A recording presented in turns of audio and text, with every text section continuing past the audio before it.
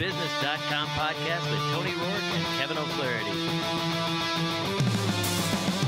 SeizeYourBusiness.com, making you money. Share it on Facebook, share it on LinkedIn, Twitter, Twitter. our blogs, YouTube videos, listen to our podcast, getting so hot that it's burning up the stereo. Welcome to the SeizeYourBusiness.com podcast, coming to you from our speakeasy in lovely downtown Downers Grove. Our guest today is Monica Kendall from Healthcare Solutions team. Our hosts are Kevin O'Flaherty from O'Flaherty Law and myself, Tony Rourke from ADR Business Resource Group. We invite you to check out our website, SeizeYourBusiness.com. If you find the podcast helpful or if you want to help us, we would appreciate it if you review us on iTunes or share our podcast on social media. So without further ado, I'll hand this over to Kevin. So our topic today that Monica's going to be talking about is treating every customer like your future sales force. Monica, why don't you start by telling us a little bit about your business and what you do? I am an independent health insurance broker. I basically counsel people on health insurance programs that are good for them, hopefully direct them to something that's going to work best and for their particular situation. And you know, if getting a subsidy is appropriate, helping them through that process. If they're a small business, showing them how to put together a group product, whatever it needs are. So I've got to ask you, can you tell us some things that business owners and entrepreneurs need to know about health insurance in this kind of changing climate we're in?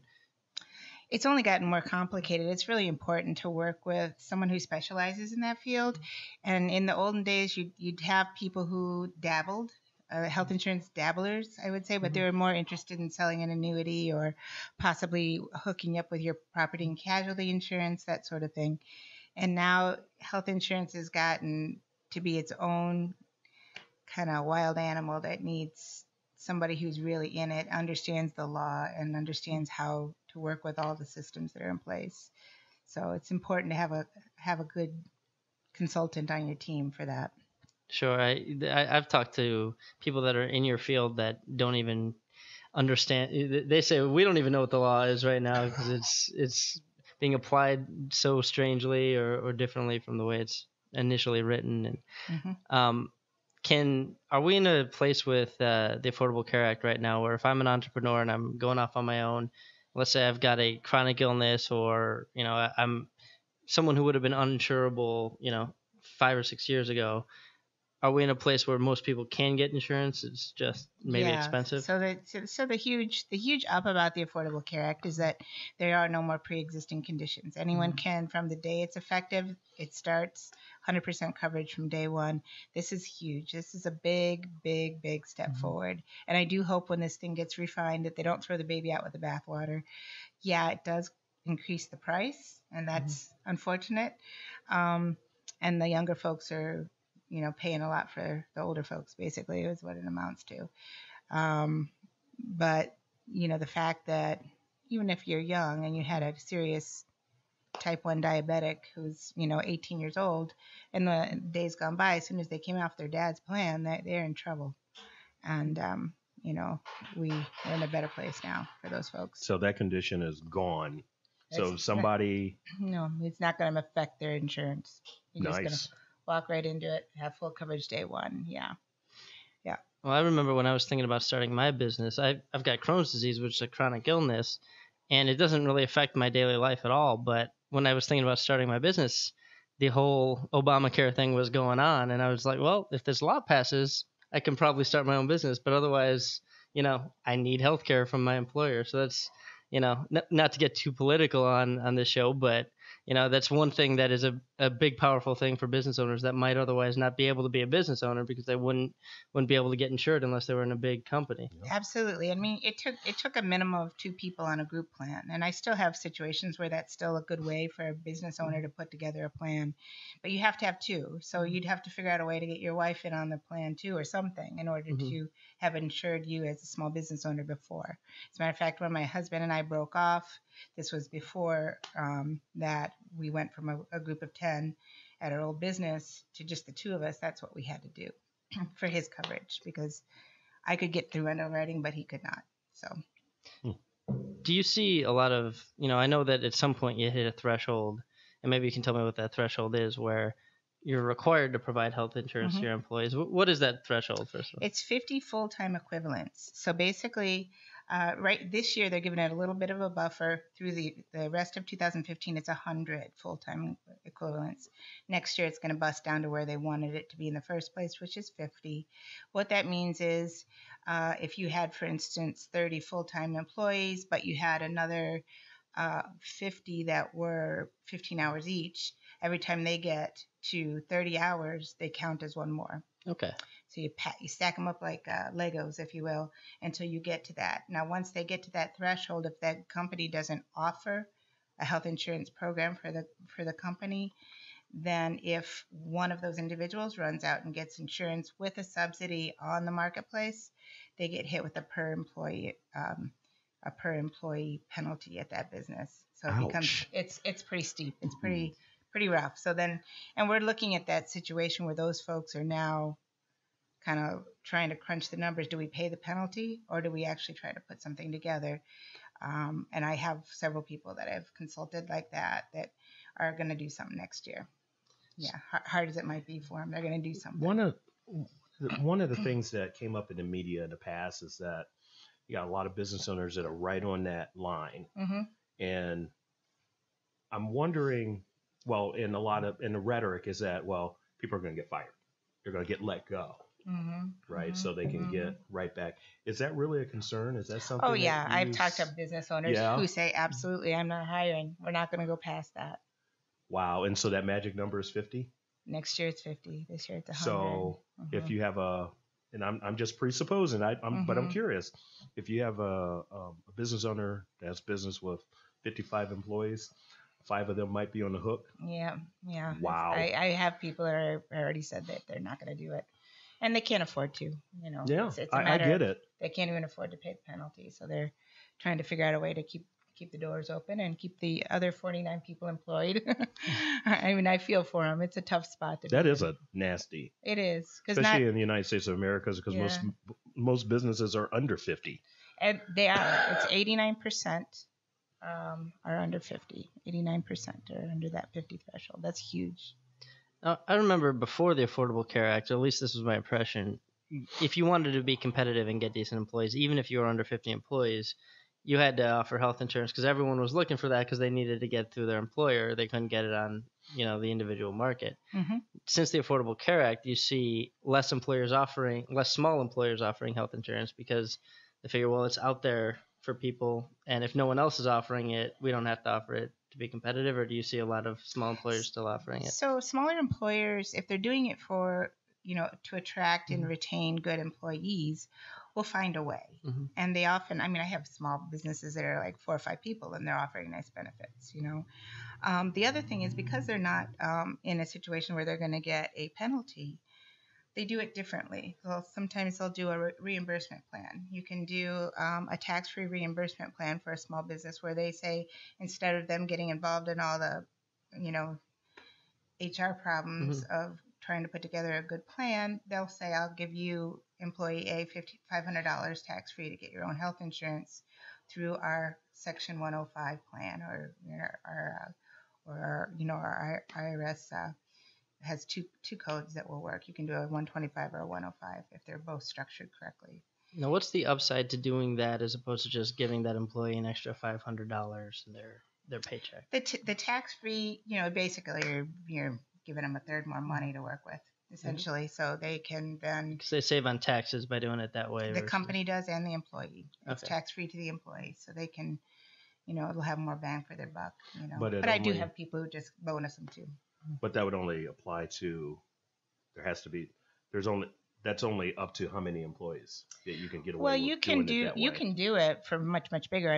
There are companies who are much bigger than that who do that. Oh, really? And the ones that are over that 100 threshold, 200 threshold, whatever, they've crunched the numbers and they've decided it makes more sense for us to offer it this way and pay the penalty. Kind of a pay or play decision, We'll put those things together, and we're still in a better place than if we were to offer a group plan. Interesting. Yeah.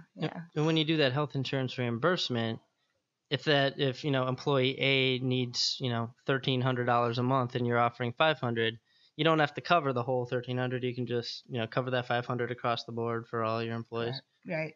Oh. Right. And if you do the one plan that I go through Task, which is one of the third-party administrators that we use, it would allow the employee to pull out their own salary tax-free to pay their side of it if they need to. Okay. Yeah. So you get a double side. Well, me and you need to talk because that's interesting. That sounds really interesting. It is nice. Well, here's where that kind of flexibility works well is that you have particular needs in your family, but you might have an employee who has completely different needs. A group plan is a one-size-fits-all kind of approach, or it might be 2 offerings, or maybe sometimes 3. But even so, you're limiting people to the kinds of insurance they're picking up based on carrier, based on out-of-pocket expense, whereas when you do a reimbursement, it's very hands-off. You don't have to worry about what they buy. It's nice. And something that's always scared me about doing a group plan is, and correct me if I'm wrong, I was always under the impression that if I've got one other employee like me who's got a chronic illness, I don't have any control over how much I'm going to be paying on that group plan, so I've got to offer it to everybody, and am I wrong about that? That's gone. Those days are gone too. So, Okay. So the healthcare reform affected groups and individual, and that now it's all just community-based rating, which is basically, sounds like it means where you are, but it's not your age. Okay. So the only thing that changes the price of a plan is the age group. So if you're all young healthies like you, I mean, you're young, so that's going to change where the cost is, not your health conditions, even in a group plan. And let me ask you, this is becoming a personal consultation for me. Hey, whatever it takes. Maybe some other business owners have similar questions. So I'm doing my own health insurance through the firm, and it's expensive. It's like, for my family, it's like $1,300 a month. Maybe that's not expensive. I'm happy to pay it just to be insured. Mm-hmm. If you do a group plan, is there a way to make it from what I'm understanding you saying, the fact that I have Crohn's disease wouldn't necessarily... That's not going to affect it. Okay, so on an individual basis, even though I'm paying for all my employees too, on an individual basis, mine might be individually cheaper. Mm-hmm. Oh. Yeah. Because how old are you, Kevin? 33. Yeah, that's young. Yeah. In insurance world, that's young. Oh, Yeah. well, we have a lot to talk about offline, Monica. Okay. We've known each other for a long time, and I'm sorry I've never picked your brain about it. No, that's okay. That's okay. There's a lot of ins and outs to the whole thing, and that's always been what kind of excites me about doing it, is that it's sort of the problem-solving portion of it, where you can gather information about people and their particular needs, and then you can really carve up something that works well. It's fun. Well, and there's a lot of I thought I was pretty educated on the subject, and it turns out there was a lot of misinformation I had rattling around my brain. You are not alone. So the biggest thing that I think I said repetitively for the last 2 years is you do not have to go to healthcare.com. And everybody thinks you have to go to healthcare.gov. That's the only way you can get health insurance now. Absolutely not, and it's actually a bad idea. The only reason you would go to healthcare.gov is if you can qualify for a subsidy and you want one. Okay. So that's the big step. And if you don't, that's a nugget. That's a huge nugget. And I don't know why it seems like it's never gotten out in the media. It never did. I know. They With all the talk. They pushed healthcare.gov. Right. The media pushed it. Totally. Completely. And one of the things I heard early on that bothered me more than anything was that it's just like Travelocity. Well, that's setting up your flight to Florida. You're probably going to be fine with that.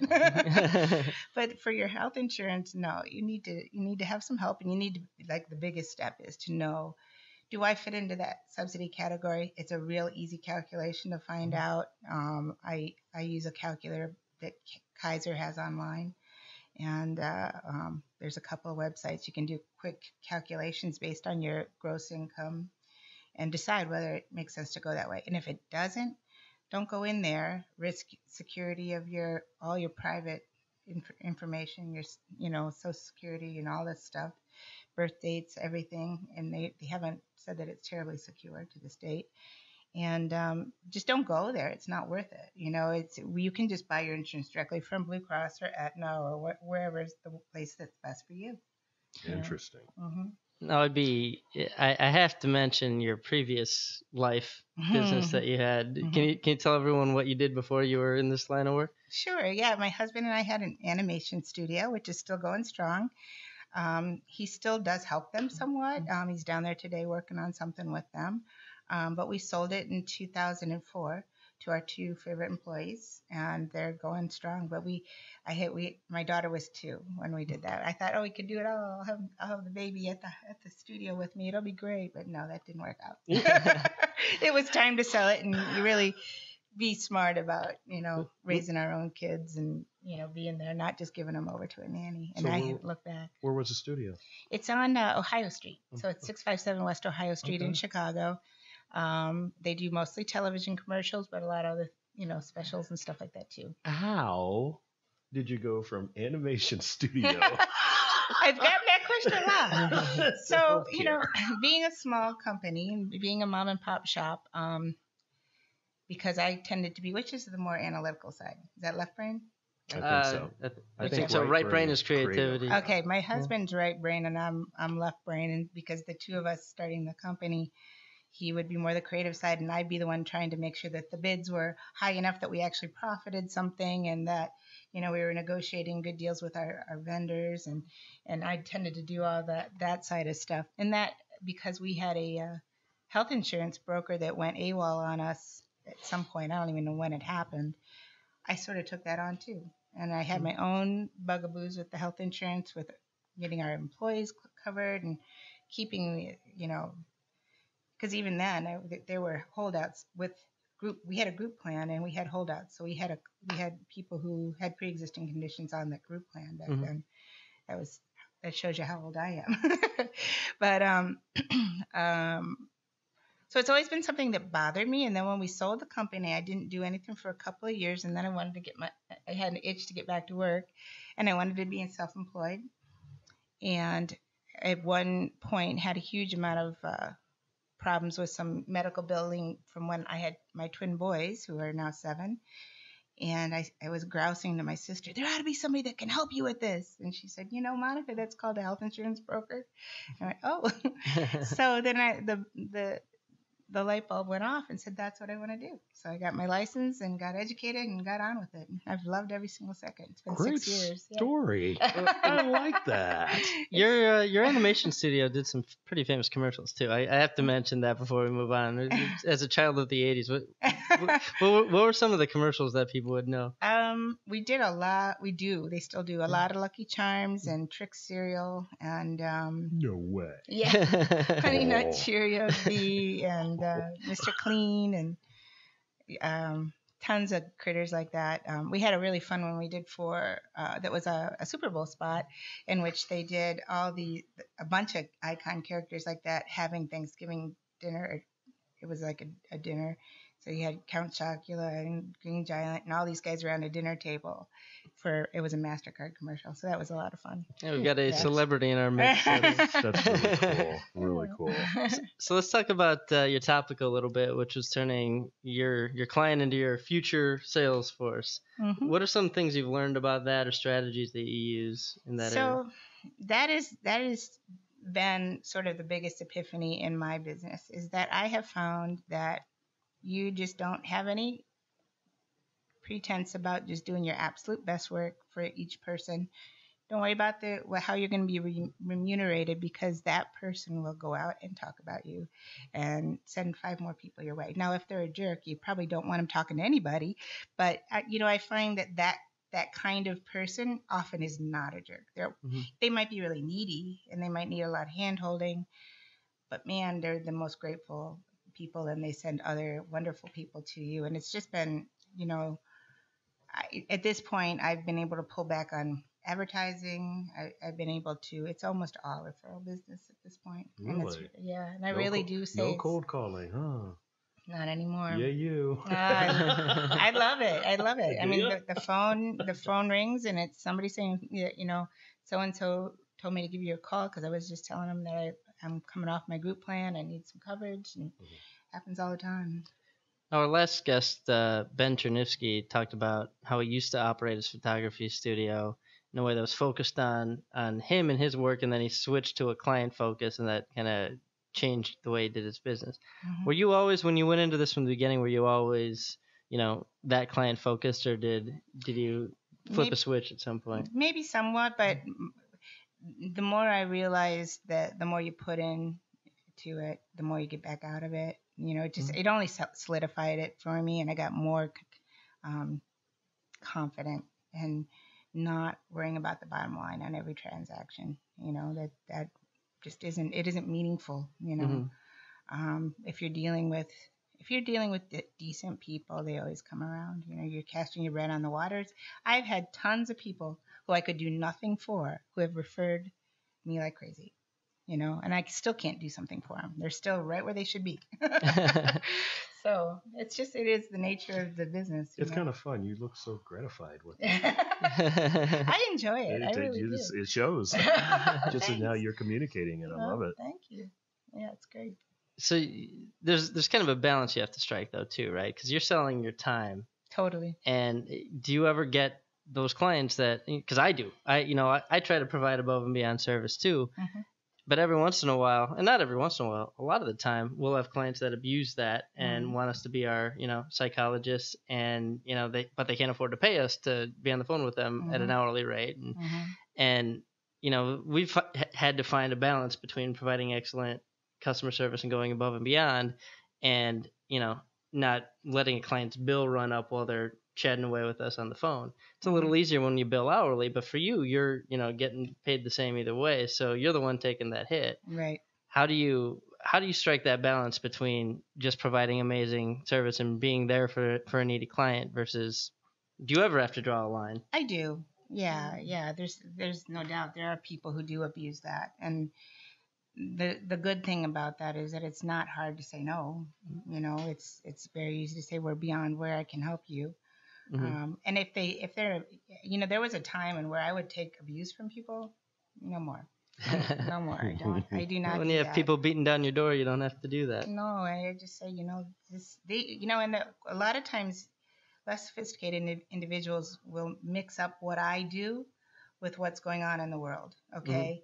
Mm-hmm. And as opposed to seeing me as a conduit to a means to an end, they'll mix me up with Blue Cross, or they'll mix me up with, and it's like, oh, no, this is where you need me more than because I understand that their administration is 5 weeks behind, and I'm going to know the back door, and this is where we need to get this fixed. And the good news is, and I've gotten better at this over the years, is I've been better about seeking out the smart ones and trying to find a place for the people who aren't so bright. And I have a really smart book of business at this point, and it doesn't come overnight. It's okay.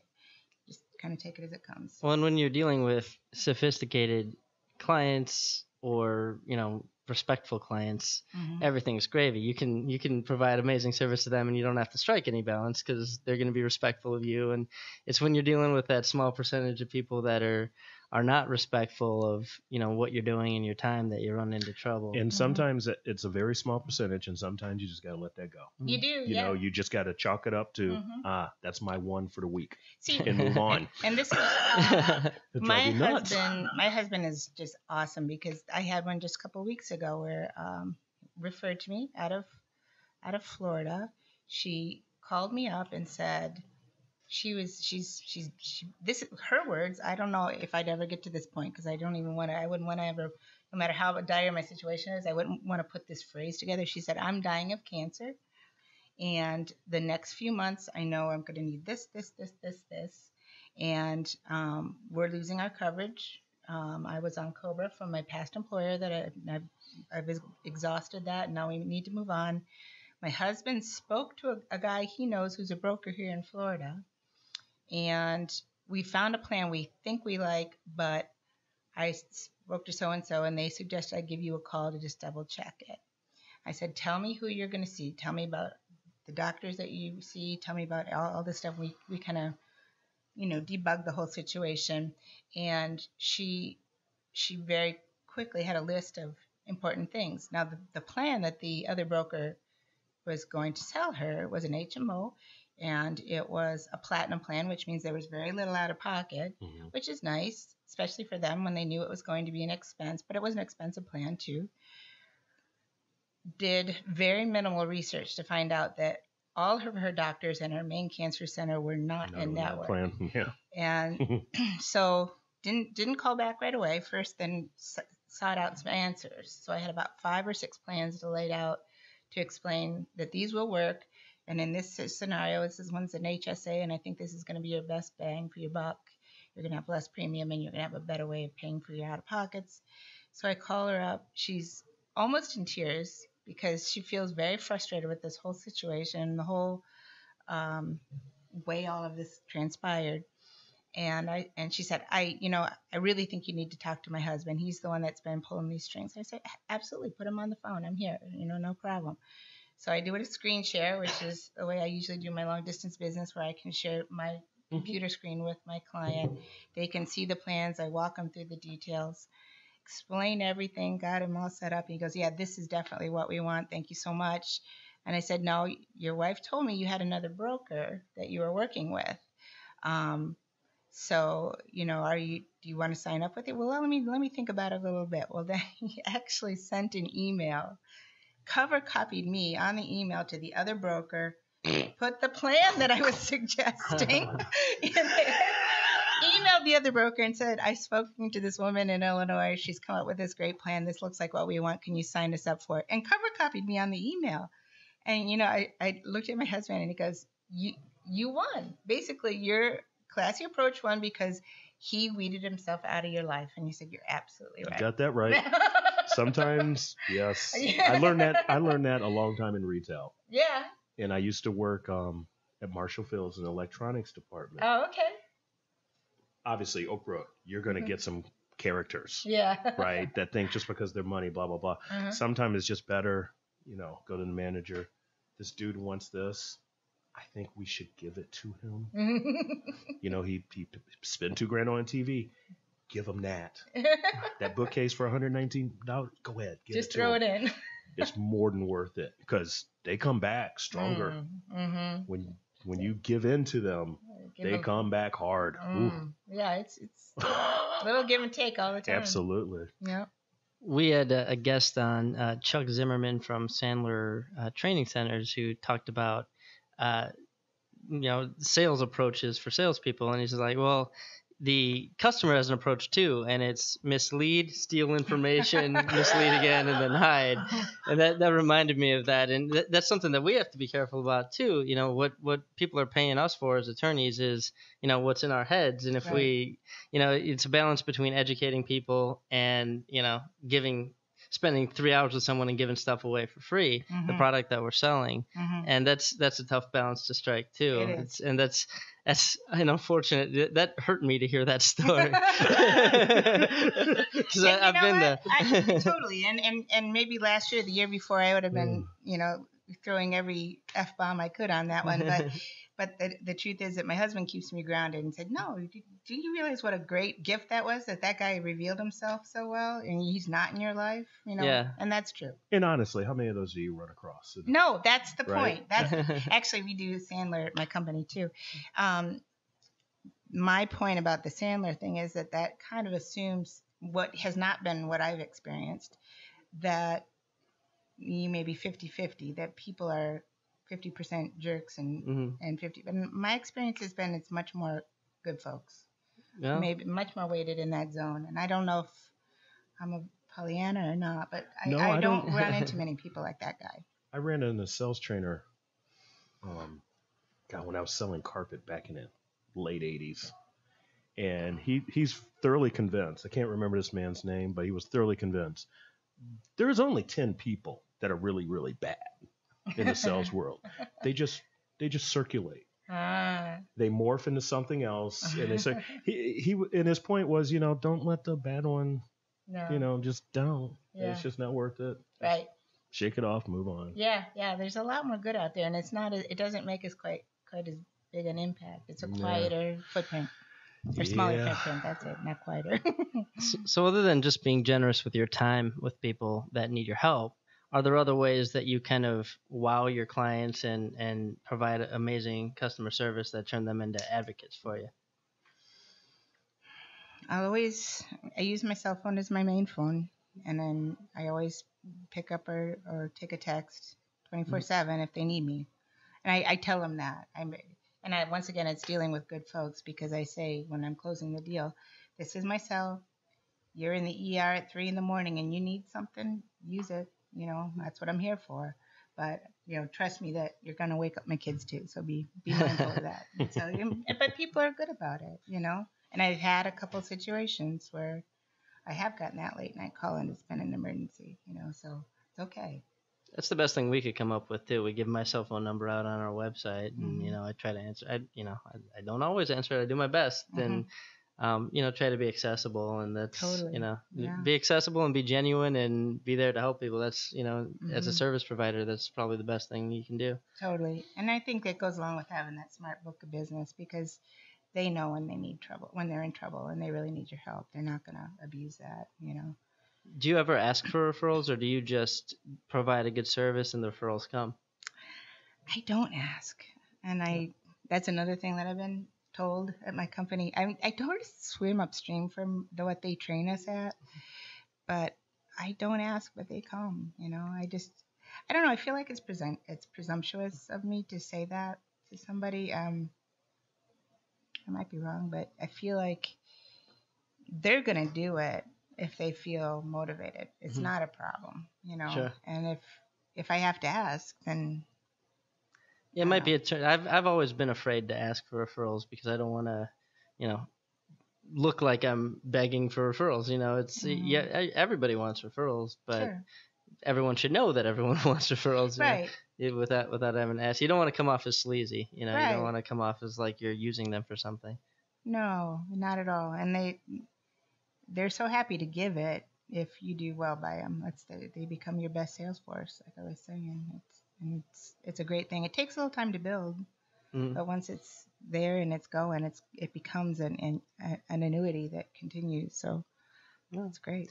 So Monica, if unless you've got any other questions, Tony, no, I'm good. I'm good. Monica, if someone wants to reach out to you to get some help with their health insurance, how can they reach you? That cell phone, 312-671-3938. I'm not in Chicago. It's just my old cell phone number from when I was. I'm actually mostly out of my home office in Hinsdale, but our company's office is by the Yorktown Mall in Lombard.